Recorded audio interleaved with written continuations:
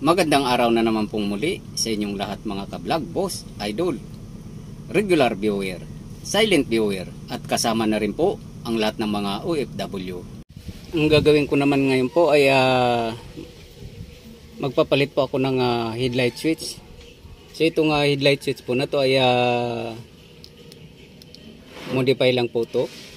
Ang totoong headlight switch po ay dito po sa manubela talaga. So hindi na po original to na mga wiring. Bali binago-bago na po to.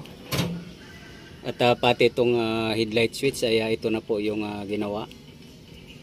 So po pwede naman po to, pero depende po yan sa may-ari kung papayag siya. So ganito po yung gusto ng may-ari. So ayaw na niya nang ibabalik dito sa steering column. So ang problema po nito ay nasunog. So ang dahilan po nito ay itong jeep po na to ay ito po yung mga nagdaan kong video na nasira po yung alternator at may wiring po na nasunog din. So lahat po yun ay na-repair na lahat. Ayan po.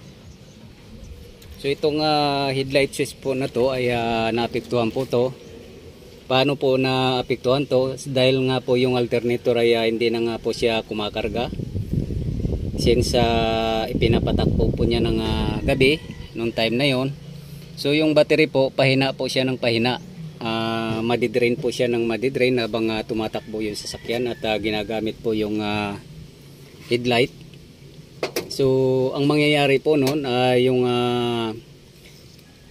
wire insulation po ay unti-unti pong iinit dahil pag mababa po yung load ng battery or mahina po at ginamitan po natin ng mga headlight or gagamitin po natin sa starter, sa pipilitin po natin paandarin yung makina. So may tendency po na masusunog yung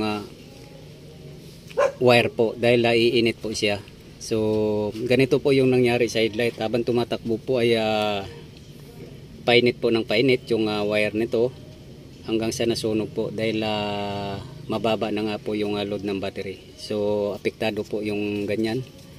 Huwag nyo pong pilitin pag mahina na po yung battery nyo. So kailangan po talaga nyo ipaayos yung problema kung alternator man o battery. So ito po yung ibinigay po ng may-ari at wala pang available po na post pole switch dapat. Kahit post pole switch man lang dahil mas mataas po yung ampere load ng switch na yon. So ito lang po. So ito po yung nangyari. Papalitan ko po to.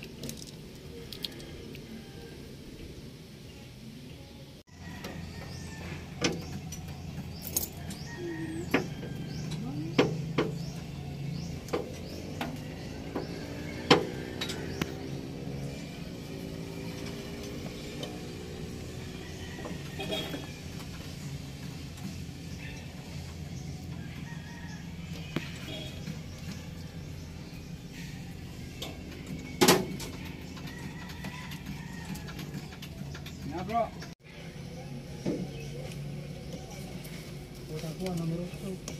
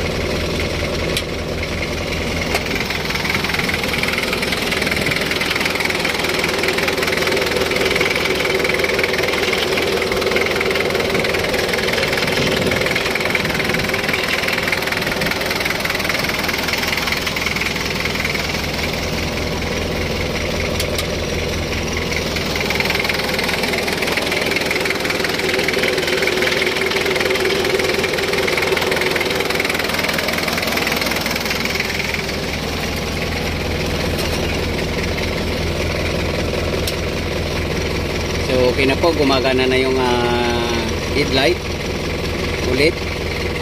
At na-repair ko na yung wiring. So ito po ay ito lang po yung ibinigay ng may-ari na switch, kaya ito po yung inilagay ko. Actually left and right signal po to, itong switch na to.